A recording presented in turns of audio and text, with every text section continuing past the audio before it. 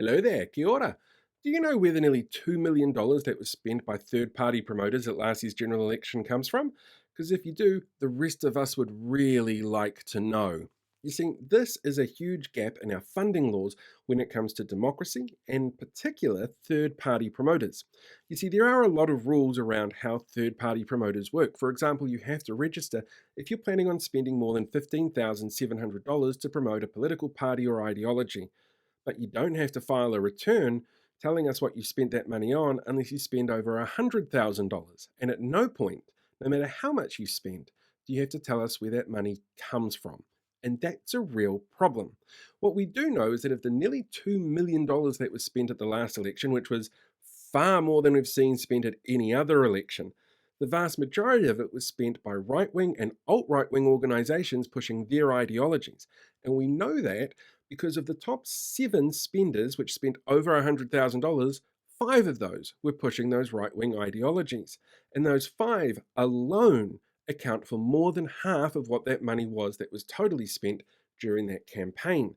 Now, some of these we know what their ideologies are, but we don't know where the money comes from. Family First, for example, or Hobson's Pledge. They're both terrible, but we know what their ideologies are. Then you get something like Vote for Better.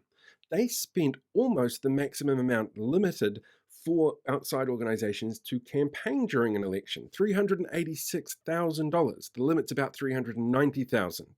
And this was set up by somebody who has avoided the press, doesn't talk to media, and wants his work to speak for itself. We don't know where the money comes from for what it was that he was trying to push. And while Tim Barry, the person behind Vote for Better, has links through his advertising agency with a whole bunch of different sectors like farming, forestry, agriculture, and horse racing industries, that doesn't necessarily mean that that's where the funding comes from or why he was giving this an ideological push. I mean, he also owns a glamping outfit where you can do yoga with his wife. Don't see how that limits him pushing right wing ideologies or any reason behind it. But we don't know because we don't see where they get their money from.